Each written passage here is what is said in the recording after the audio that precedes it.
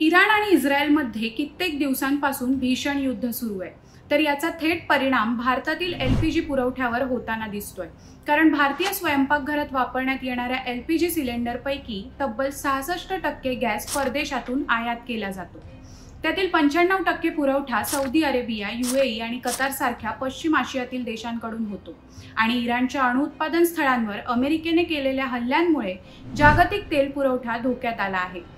भारत सरकारच्या पेट्रोलियम आणि नैसर्गिक वायू मंत्रालयाने दिलेल्या आकडेवारीनुसार देशभरातील एलपीजी साठवण क्षमतेनुसार भारतात सध्या फक्त 16 दिवस पुरेल इतकाच गॅस शिल्लक आहे। देशातील जवळपास 33 कोटी कुटुंब एलपीजीवर अवलंबून आहेत। त्यामुळे येत्या काळात एलपीजीच्या दरात वाढ होण्याची शक्यता आहे। आता यावर अमेरिका, युरोप, मलेशिया आणि आफ्रिकेतील काही देशांकडून एलपीजी आयात करण्याचा पर्याय आहे। परंतु या देशांमधून भारतात गॅस पोहोचण्यास अधिक वेळ लागतो। त्यामुळे काही शहरांमध्ये एलपीजी अभावी विजेवर स्वयंपाक करणं हाच एकमेव पर्याय उरलाय। त्यामुळे इराण-इस्रायल युद्धाचा भारताला देखील तितकाच फटका बसतोय।